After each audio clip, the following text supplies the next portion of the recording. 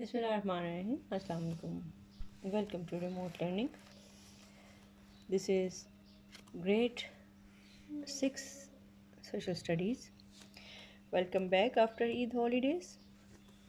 We are going to start with our 8th week. Today is our first lesson of this week. I hope you have enjoyed during your break time and Eid days. So let's start with the new week of learning. Before I start with the written work and the discussion, few people don't forget to keep your copies, your books, and your stationery items with you so that you may do some written work once the discussion is complete. So, this chapter of today is from our history section. We are already doing our history section. So, today we will discuss some different topic which is not a usual one as you have studied. This is chapter number 20 about human rights. So, page number is 100. Open your page number 100 and open your geography history section of grade 6 social studies reading book. So, this chapter, as I told you, this is about the human rights. What are the human rights? These are those rights which are the basic needs of everyone. Everyone should be treated equally without any discrimination, without any difference. Everyone should be provided with justice, with equal rights, with guaranteed peace and space for him or herself. So today it is much talked topic throughout the world as the countries and their people, they are aware of it from the beginning of their lives. We are also focusing on the human rights as in our religion, Islam, the much focus is given on the human rights. Everyone should be provided with its basic rights, which should not be attacked, which should not be robbed, and he or she must not be punished with who is expecting it. Unfortunately, condition is still different in different parts of the world. So there is no harm to accept that every person is a human being.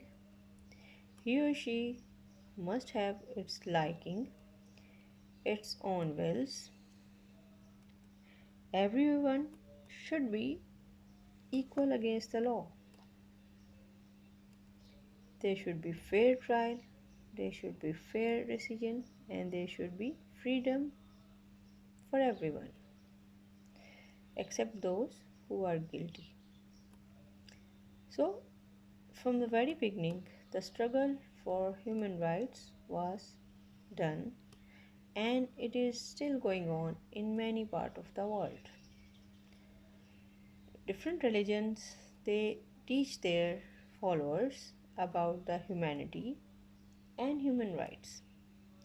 Starting from Bible, even in Quran, we learn about the right of the people, and if we don't pay them, we are the one who are facing the burden of their non-paying. All the faiths, they uphold the rights of the poor and weak people in the society. All the faiths were first accepted by our poor and oppressed people of those times. So, we will discuss some important personalities who are working for the human rights. So, open the page number 103. This is showing you the pictures of Confucius and Plato. So, open page number 103. We are going to start about the life and the teachings of the thinkers like Confucius. Confucius was a Chinese philosopher of the 4th century. He taught that the state should be run in a large family, as a large family, and it should be the best for the people. Just as a father is loved and obeyed by his family, so should be a ruler and a father figure for the people to be loved and obeyed. So, this was the thinking of Confucius that the rulers must be obeyed and loved just as the head of the family or a father figure. So, let's talk about another one, that is Plato. He was a Greek philosopher who set up a college called the Academy, which lasted for 800 years. In his famous book, The Republic, he said that the education for the both boys and girls was the secret to development of the most of the intelligent one would run the country. So, still it is believed that until and unless you provide the equal chances to both boys and girls, there is no chance that the country or the state would develop. So, he was the one in the 4th century till 5th century who was believing in this fact that the education is possible by provision of the equal right of education to the development for the development of a nation. So he developed a college which was called Academy, and it continued for 800 years. One of the Plato's famous student was Aristotle, who was later the tutor of the Alexander in the Great. The Aristotle set up the Lyceum in the Athens. So this was about the Plato, who was very much famous due to his thoughts about the education and the spread of education among the peoples.